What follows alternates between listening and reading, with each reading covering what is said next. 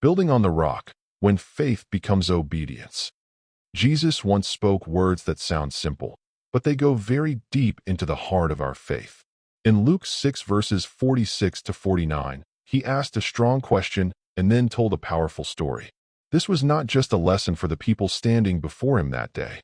It is a message for every believer in every generation, including us today. Jesus said, "So why do you keep calling me Lord, Lord, when you don't do what I say?" This question is not meant to shame us, but to wake us up. It is a loving but firm call to examine our lives. Jesus is asking us to look beyond our words and look at our actions. Many people know how to call Jesus Lord. They pray. They sing worship songs. They attend church.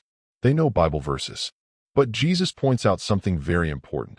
Calling him Lord with our mouth does not always mean he is truly Lord of our lives. To call someone Lord means to recognize their authority. It means they have the right to lead, direct, and guide us. Jesus is saying, if I am truly your Lord, why don't your actions reflect it? This is a very honest question. It tells us that Christianity is not just about what we say, but about how we live. Faith is not proven by words alone. Faith is proven by obedience. Jesus then explains the difference between two kinds of people. Both of them hear his words. Both of them know what he taught. The difference is what they do with what they hear. The first person comes to Jesus, listens carefully, and then follows his teaching. This person does not just agree with Jesus in their heart, they obey him in their life. The second person also hears, but does not obey. They listen, but they do not apply the teaching. They know the truth, but they do not live by it. This shows us a very important truth. Hearing God's word is not the final goal. Obeying God's word is the goal. To help everyone understand, Jesus tells a simple story about two builders and two houses. The first builder is wise. He wants his house to last. He does not rush the process. He digs deep into the ground until he reaches solid rock. This takes time. It takes effort. It is not easy. But he knows that the foundation matters more than what people can see on the surface.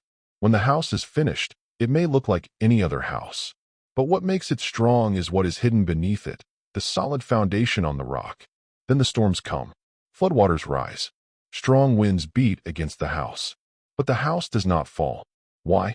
Because it is well built. The rock represents obedience to Jesus' teachings. It represents a life that is built on truth, not feelings. It represents a heart that chooses God's way, even when it is hard.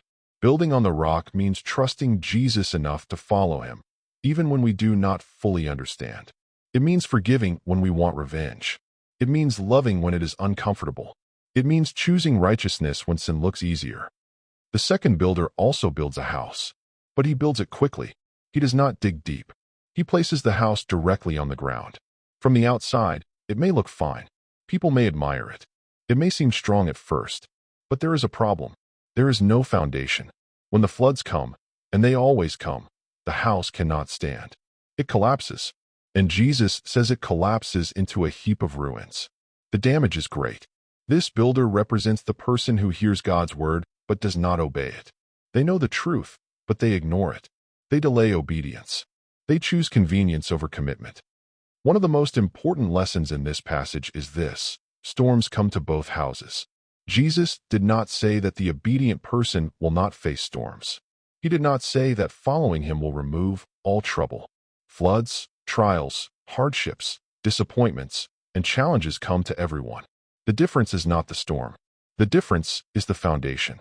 When your life is built on obedience to Christ, you may shake, but you will not collapse. You may cry, but you will not be destroyed. You may bend, but you will not break.